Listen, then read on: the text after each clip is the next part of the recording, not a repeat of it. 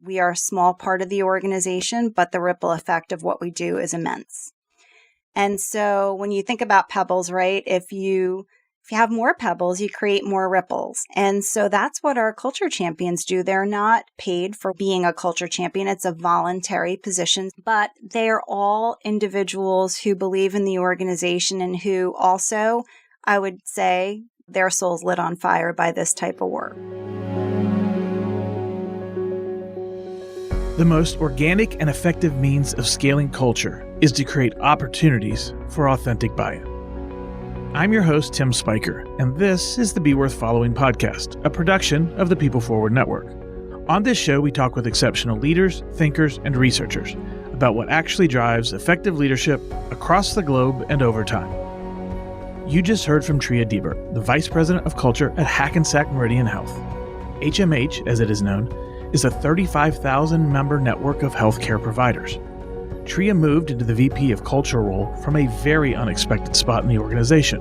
Her unique expertise prior to being in this role is something that she leverages every single day. But where Tria came from isn't the only unexpected part of her work. Wait until you hear about the structure and size of her department. When Tria made the move to VP of Culture, it lit her on fire in all the best ways. She now creates opportunities for others to experience that very same jolt. And in doing so, she is fostering something that every organization needs: organic and authentic cultural alignment. Tria's move into her current role came at a time in her life that taught her more than one important lesson about leadership. And that is where we begin. The things that really have shaped me as a leader, also as a person in the past few years particularly, are self-discovery, becoming a mother, and changes I experienced with my leadership. And I can dig into those a little bit. So on the self-discovery piece, I was a marketer by background and spent a lot of my career in sort of a stand and deliver type of role. And even in my early career, it was in ad sales. So as I moved into healthcare, I started to look at the world a little bit differently. But I will say my 40s, I just turned 50, my 40s were a time of really great, deep discovery. It helped me become more self-aware, but it was through things like learning about my strengths, doing strengths assessments, and going to grad school. So I decided to go back to school when I was in my, as my son would say, late 40s. He gave me a birthday card that said happy late 40s. But I went back to grad school because I felt like there was a bit of a gap as I shifted from marketing to culture. And what I really found during that time was not that I took so much away from learning about different theories. That was great. It was important. But the opportunity to reflect on what I was learning and how I was showing up was incredible. So I feel like during that time, and again, this also ties into being a mother, I had a lot of time where I was thinking about how I show up as a person, how I show up as a mother, the things I see in my child that I want to work on myself, right? They're great mirrors. You can see your strengths and you can see your opportunities in your children sometimes. And so I feel like that all kind of came together in a way that helped me look inward and change how I was showing up as a leader. What I love about that story and all of those pieces coming together is it points out this growth trajectory for us doesn't end. It doesn't stop at 30. What are the opportunities that we have to continue? Certainly, the very best leaders never stop growing and developing. And you're also talking about in meaningful places.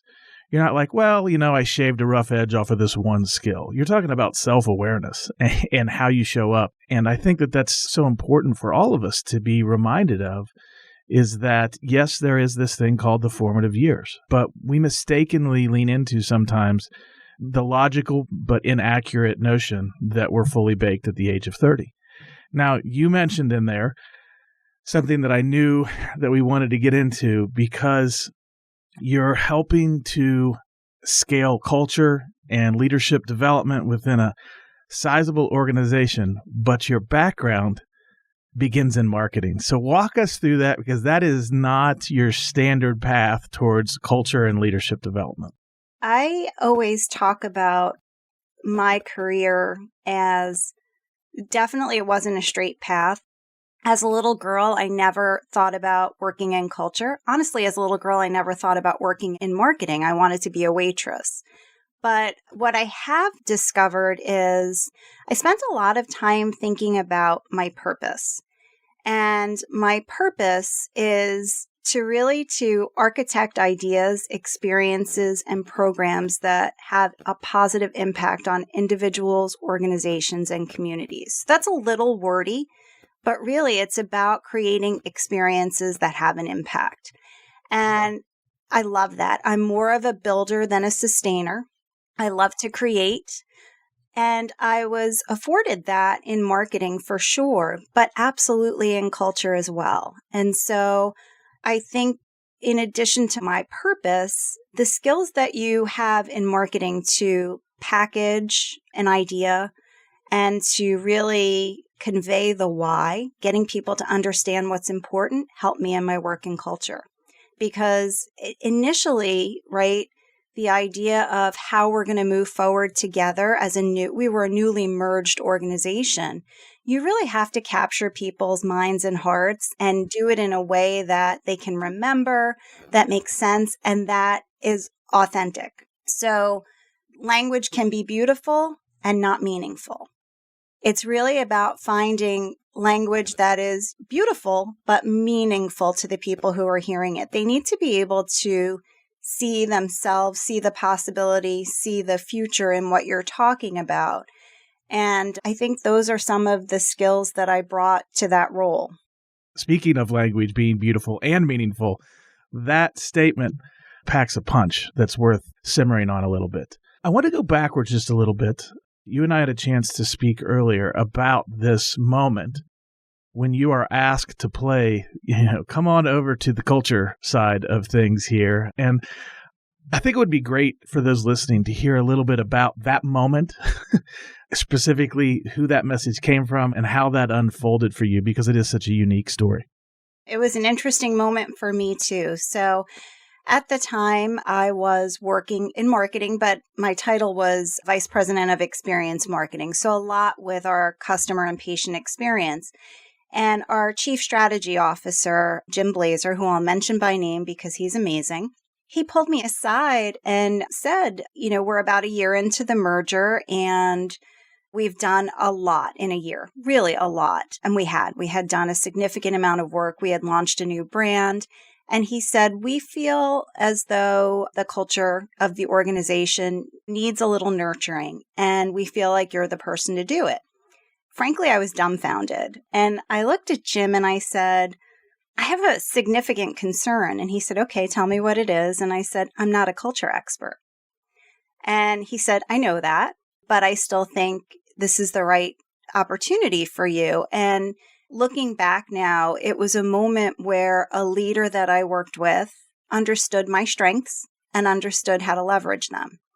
And so sometimes leaders can help you see, oftentimes that's the role of a leader, right? To help you see where you can go, a path you might not have taken, but because they understand who you are, they understand what drives you, and they understand your strengths.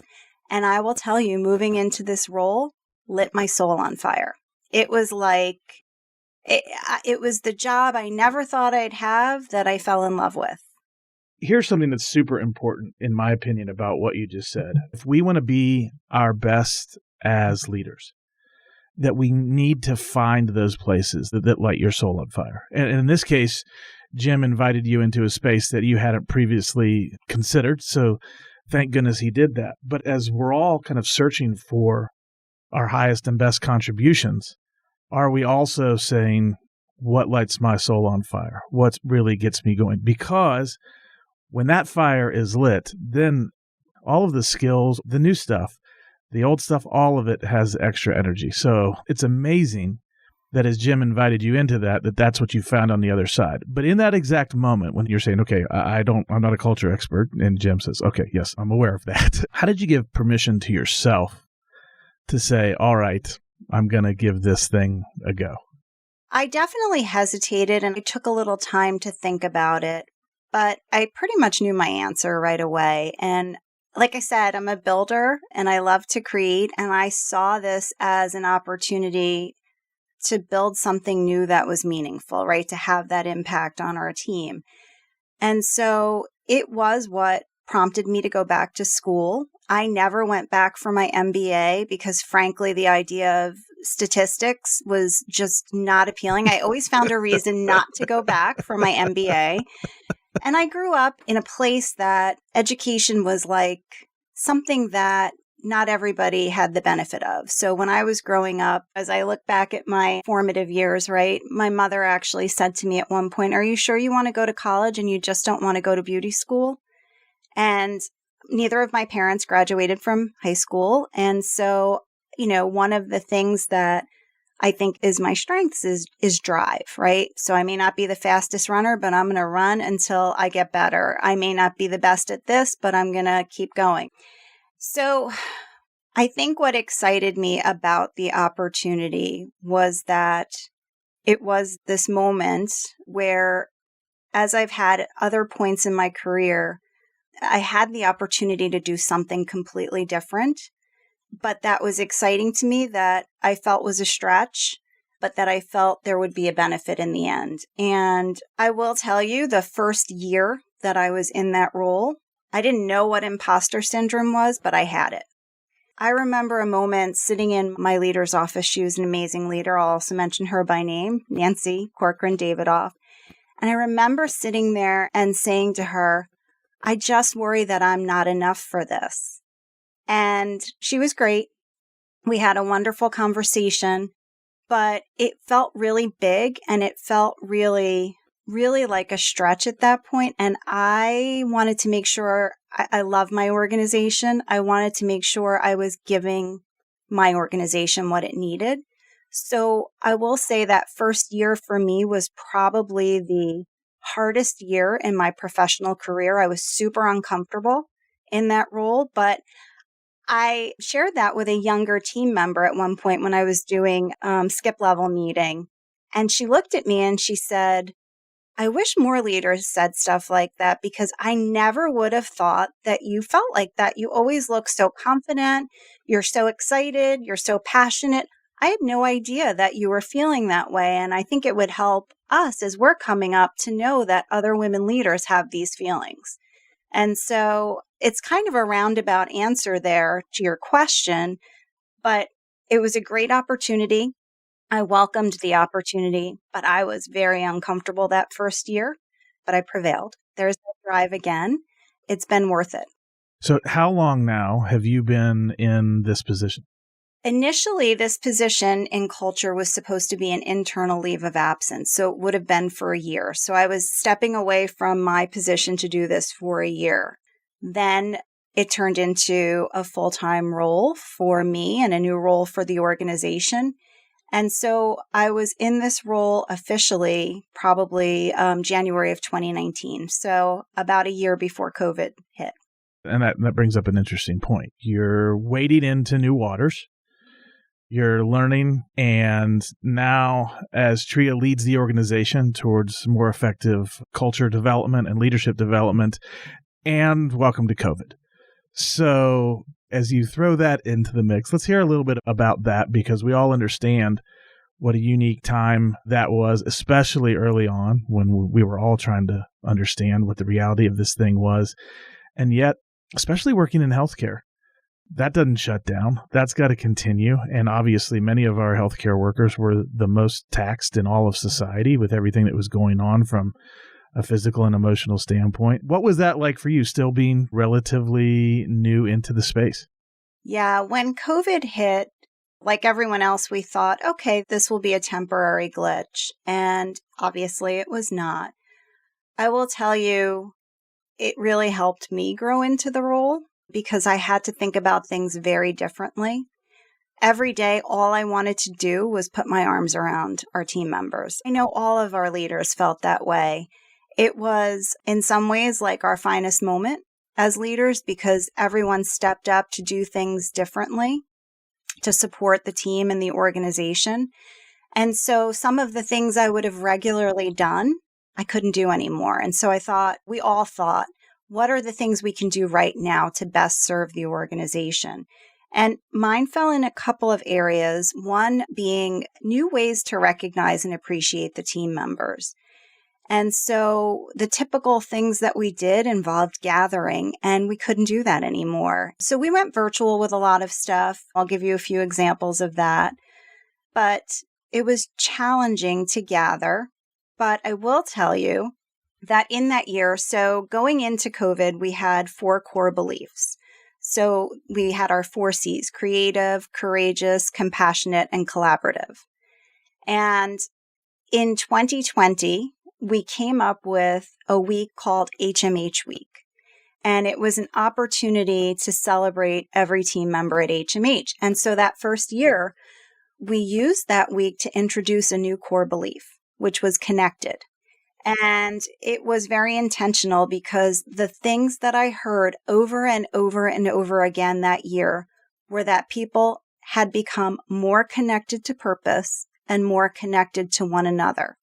And so this goes back to that language can be meaningful and beautiful. It has to be meaningful. This was literally the voice of our team. Me hearing over and over and over again that people felt this way and memorializing it with an additional core belief. And so we rolled it out that week in a fun and unique way. We had Rainn Wilson from The Office as our first speaker. Oh my goodness. Dwight. Definitely one of the highlights of my career was interviewing him. But we promoted that night, that virtual event. We had huge attendance, and he revealed the 5th C. I'm grinning from ear to ear at the creativity. There's something meaningful, but you're like, okay, just because it's meaningful, that doesn't mean that we're just going to stop there. We're going to pull out all the stops. So you get somebody like Rainn Wilson involved. How cool is that? It was fun. And so HMH Week is now one of our traditions. We're coming up on HMH Week in October, and this year we're gathering. So I'm so excited that it's not virtual. But so that was one of the things that we looked at was how do we celebrate team members differently? And halfway through the height of the pandemic, when we hit that really big second wave, what I started to hear from our team was we no longer see the clap outs from the community. We no longer see the support. We're coming back into work. It's another wave of COVID. I see the morgue trucks outside. I'm tired. And where is the community? And so for me, that was a moment where I thought, okay, how do we step up and support the team where they used to have the community? And again, we have amazing leaders in our organization. Our senior leaders committed to going out and doing clap outs. This was now January and February. It was freezing in New Jersey. We did candlelight clap outs with music and signs, and like our CEO was at all of these clap outs. It was the top leaders of the organization coming out and standing in the cold just to say thank you and to recognize the team members. And we handed out hot cocoa bombs, and it was just fun. But literally, there were team members who would burst into tears when they saw us because they felt the love. And that was the goal, right? Not to make them cry, but for them to feel the love. So those were some of the ways. And then we also launched a new program for our team members during that time. So again, we're still a young organization. We're only 6 years old. And at that point, we had a few different team member relief funds from sort of legacy foundations. And my leader asked me if we would take it on and package up one program for all team members, because what we were seeing was really a huge financial crisis for our team members, because many of them had spouses who lost their jobs and they were struggling to pay the bills, and they were still coming into work and giving their all and taking care of patients. We've helped nearly 2,500 team members, a lot of them during the height of COVID. Just to give people a sense of scope, how many team members across the system are we talking about? 35,000 team members. So we're a pretty large organization.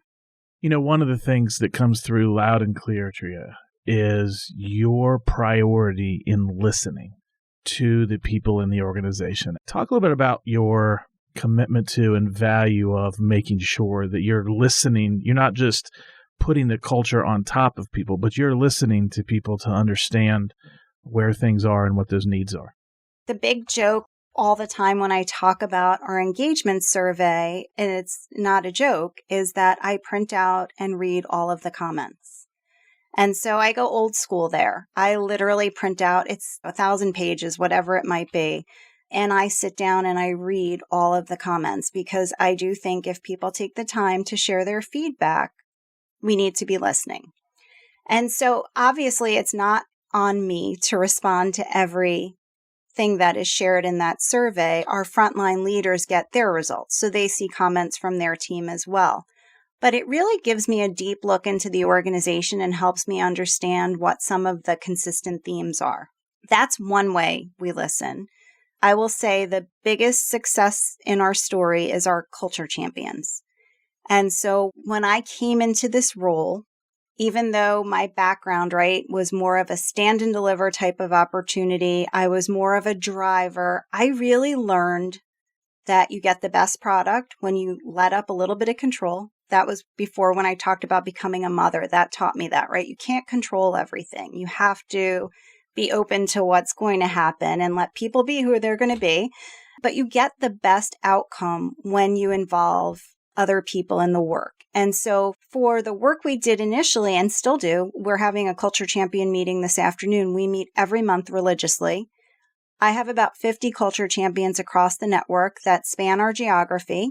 And as a team, we talk about themes. I do set strategy based on what we're hearing, and I do create tools for them, but then they operationalize that in a way that makes sense for their environment because we have so many different parts of the organization, some that have their own deep and rich traditions, and some that are hospitals and some that are physician practices. And so they are incredible individuals who help us listen to the organization because they provide that bidirectional opportunity. They're taking out the strategy, they're taking out the message, but they're bringing back to us what they're hearing from different parts of the organization. And you can't say enough about the value of listening. We also do a lot of spot surveys when we're going to make a change. The first year that I was doing this work, I did breakfast with the CEO and we went out and I think I had breakfast with 1,000 people that year. That's a lot of eggs, Tria. That's a whole lot of eggs. It was. But it was just an opportunity for us to go out and hear from the team and for our CEO to spend time with the team members and hear what their ideas, hear their thoughts, hear their feedback. And so we practice listening across the organization. I'm thinking about the size of your team, the 150 people that are full-time salary doing nothing but culture, which is not exactly what you have structured going on. So share a little bit about your team. Everybody, I'm using quote fingers, but we'll share it with you, the scope and how this works for them. I have a team of 3, and that's including me. And so I will say when I did my standout assessment, my strength was connector pioneer. So I definitely look to build relationships in the organization to help advance what we're doing. And that's one of my strengths, right? Understanding what other people in the organization do and how they can help us move this along. But we are a very small team. And at one point, 2 years ago, I think it was for Christmas, I gave them pebbles on a necklace. It was a silver pebble because we talk about ourselves as pebbles in the organization. We are a small part of the organization, but the ripple effect of what we do is immense. And so when you think about pebbles, right, if you have more pebbles, you create more ripples. And so that's what our culture champions do. They're not paid for being a culture champion. It's a voluntary position. Some are respiratory therapists, some are unit secretaries, some are leaders in a corporate space. But they're all individuals who believe in the organization and who also, I would say, their soul's lit on fire by this type of work. And they have helped us carry this forward. So the first year when we were introducing our new mission, vision, and beliefs, we focused on one core belief each quarter. And so I packaged up all the tools for the culture champions, and we gave them toolkits for each of the core beliefs, and we gave them a budget to do events. And I will tell you, I am so glad I didn't tell them, here's how you should launch creative. You should have this type of event. The marketer in me cringed because I would see them like drawing our logo, and I let that go. Wait a second, that logo's not scaled correctly. You stretched it, all that kind of stuff, right? Yep, I let that go because I thought, oh my gosh, this is magic. People are so invested in how we're going to move this forward. And so I never would have thought that one of our culture circles for Compassionate would have created a Christmas in July tree and make it a giving tree for one of our nursing homes. And so that's how that group celebrated that core belief. They found a way to bring joy to, and they weren't a nursing home, they were accounts payable. And so it was this great, great moment where I thought, if I had told them to do X, Y, or Z, I would have never seen this outcome. And everybody did it differently, but I will tell you, I stand behind the fact that if you walk through our organization and you ask people what our 5 C's are, they can tell you. It's a cautionary tale to not judge too quickly when you hear certain numbers, because I can see a scenario where you have a 35,000 member organization and there's 3 people working full-time in the development of culture, and somebody might automatically conclude this organization is not deeply committed to having an exceptional culture. And then when you hear more of the story of how this is unfolding in the organization with 50 culture champions that are volunteering their efforts to help perpetuate and develop and improve the culture of the organization, the reality is just the opposite of what it might appear on paper. It's a really remarkable story, and I love the way that you're unfolding it. Now, these culture champions, volunteering from all different walks of the organization, they have additional people they work with on site, as I understand it, that expands that culture team even beyond those 50. Can you talk a little bit about that? There's that ripple effect again. So we have culture champions who meet monthly with us. We meet as a team, but they all have culture circles. And it really has expanded our reach into the organization. It has helped us make things sticky because we have so many people who are really committed to what we're doing. And so the culture champions, huge part of our success. Culture circles, huge part of our success. And then I will also say, having a CEO who talks about the importance of culture, who models it, who spends time listening to team members, also a huge part of our success. So I was fortunate in this role to have the support in both areas. You're getting so many people involved ultimately, which has a huge impact in people's commitment to and ownership of what you're doing. And in addition to all the listening that you get to do back through the organization through these groups, you also get to connect outward from your department, from your seat where you sit, through not just 2 or 3 or 5 people, but through a much larger network, through your culture champions and your culture circles. And I think it's just brilliantly thought out and executed. You're going to have to admit at some point, Tria, that you're a culture expert. I don't know when you want to admit that, but I'm willing to admit it on your behalf right now in front of everybody as they're listening, because the things that you're sharing that you're doing are really, really brilliant in my opinion. There's a couple of detailed things that I want to make sure that we talk about because I think they're really unique and they fit in this storyline of organic culture development, I guess is one way I could put it, but it's not necessarily the big, huge things, although I'm hearing that sometimes you do big, huge things, which I love. But let's talk about Fill Your Cup Friday. I think it's a really unique thing, and I love the growth story of it. So talk a little bit about how it got started and then where it's at today. I have an exceptional team, and Mary Bezkowski is our director, and we were talking one day about, this was during COVID when people were really struggling, right? It was a lot of trauma. And we would, as leaders in the organization who see all the recognition coming in on our platform, we would see all these great notes and it would fill our cup. So we thought, well, how can we fill our leaders' cups? Because they're right now really working hard through this crisis and lifting their team up. How can we fill their cups? And so I did not have, and this is going to sound so technical, but I did not have email permissions for all of our leaders at that time. I only had email permissions for our VP and above group. And so organically, I just started every Friday. We would package up some of the great recognitions that we had, and I would send them out. But then I started putting my own personal piece in as time went on, and it became more about something that had filled my cup that week. And that sounds very self-centered, but it was always something that relayed back to leadership or recognition in some fashion.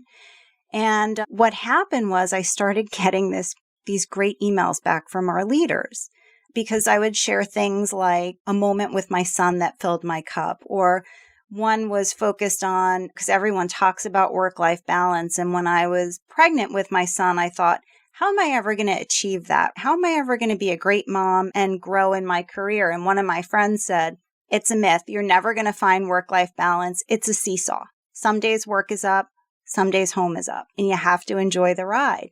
And I will tell you, I recounted that story, and I got so many emails from working moms in our organization, leaders. So I was sending it out to about 200 senior leaders. And then one day I got an email from our CEO, and he asked who I was sending it to. That was all the email had said was, what group does this go to? And so I will tell you, I'm not immune to creating my own stories. I thought, oh my gosh, am I overstepping? Should I? So I worked that up in my head, and I reached back and let him know. And he said, have you considered sending it to all of our leaders? So then now these Fill Your Cup Friday emails go out to, we have about 3,000 leaders, close to 3,000 leaders in our organization, and it goes out to them every Friday. And I will tell you, between Fill Your Cup Friday and posting recognition videos on our recognition platform, when I round in the organization, people sometimes will say, oh, I know you, you're on Wombi. I see you all the time. Some of our team members will say that.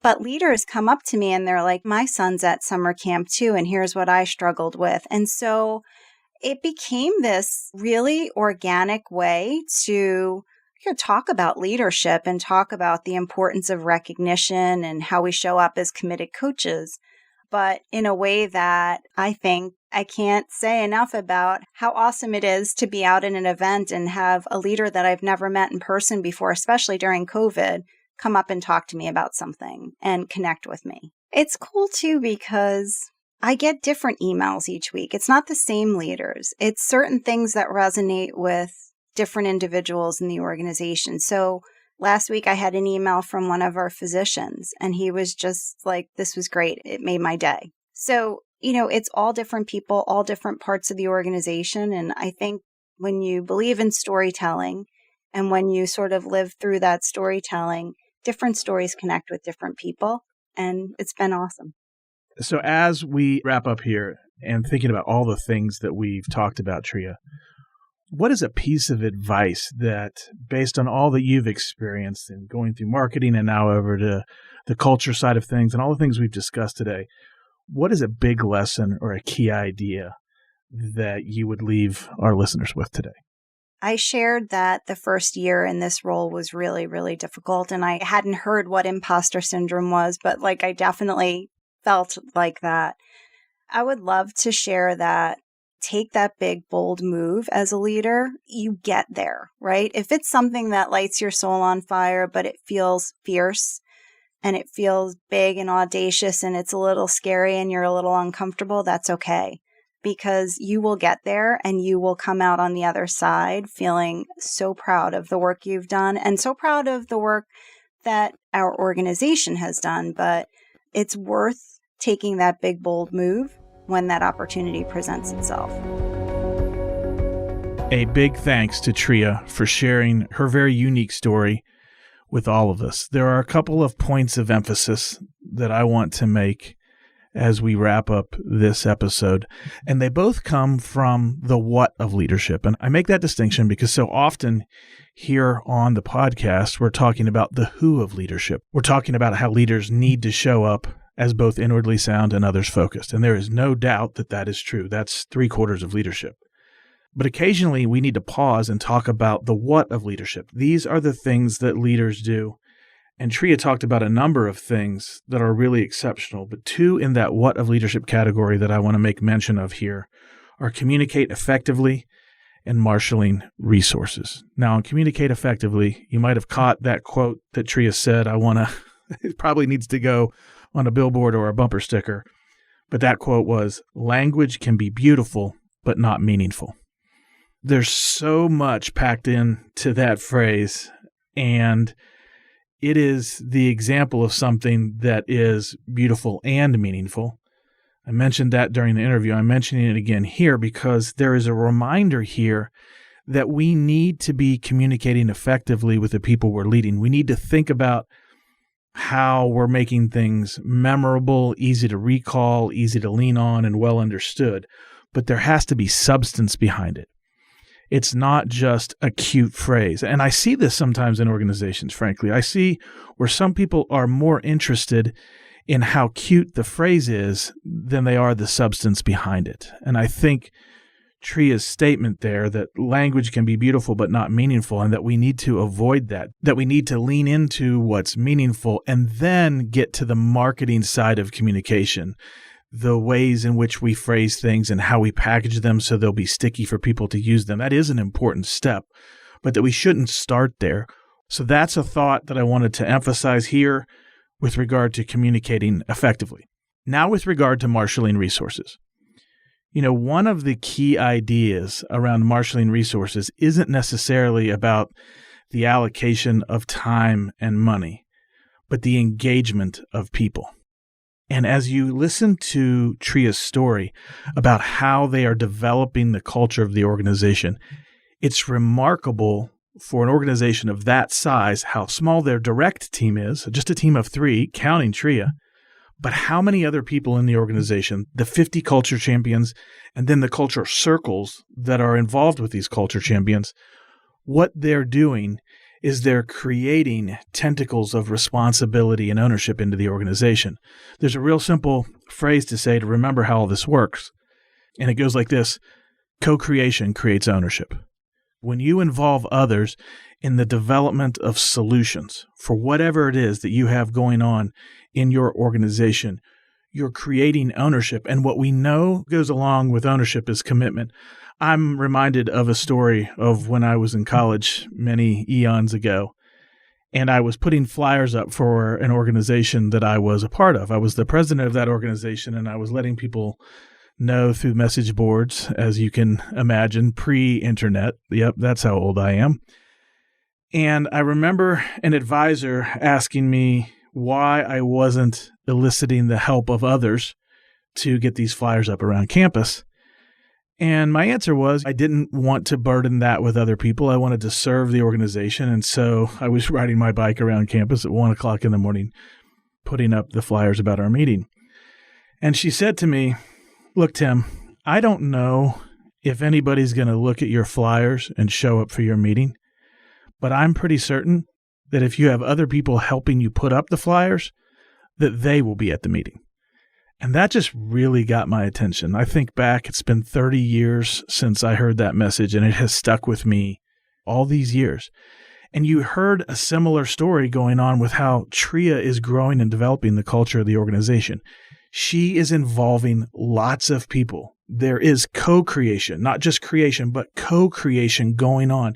And you listen to how she was willing to relinquish some control. And at times, the marketing side of her was cringing a little bit, like, oh man, I would have maybe done that differently. But, oh wait, we're getting incredible results.